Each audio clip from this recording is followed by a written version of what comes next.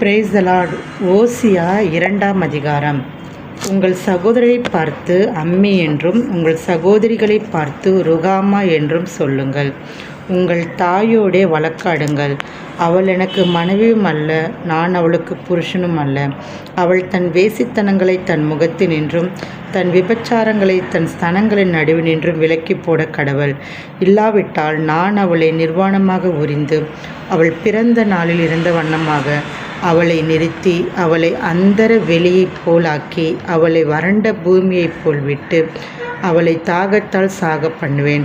அவளுடைய பிள்ளைகள் சோர பிள்ளைகளாகையால் அவர்களுக்கு இறங்காதிருப்பேன். அவர்களுடைய தாய் சோரம் போனால் அவர்களை கர்ப்பம் தரித்தவள் லட்சியான காரியங்களை செய்தாள்.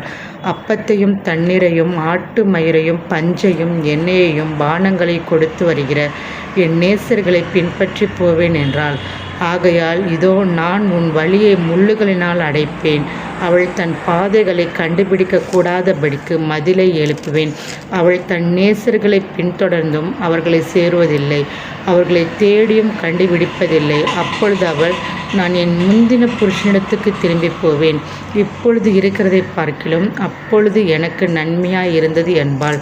தனக்கு நான் தானியத்தையும் திராட்சை ரசத்தையும் எண்ணெயும் கொடுத்தவர் என்றும் தனக்கு நான் வெள்ளியையும் பொன்னையும் பெருக பண்ணிவர் என்றும் அவள் அறியாமற் போனாள். அவைகளை அவர்கள் பாகாலுடையதாக்கினார்கள்.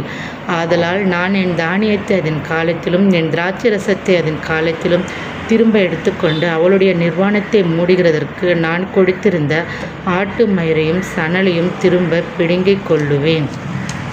இப்போதும் அவளுடைய நேசர்களின் கண்களுக்கு முன்பாக அவளுடைய அவலட்சணத்தை வெளிப்படுத்துவேன்.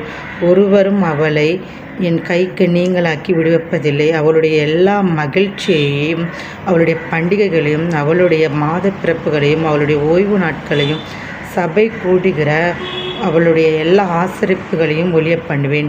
என் நேசர்கள் எனக்கு கொடுத்த பணியம் என்று அவள் சொன்ன அவளுடைய திராட்சை செடிகளையும் அவளுடைய அத்தி மரங்களையும் நான் பாலாக்கி அவைகளை காடாய் போக பண்ணுவேன். காட்டு மிருகங்கள் அவைகளை தின்னும். அவள் பாகால்களுக்கு தூபம் காட்டி தன் நெற்றி பட்டங்களினாலும் தன் ஆபரணங்களினாலும் தன்னை சிங்காரித்து கொண்டு தன் நேசரை பின்தொடர்ந்து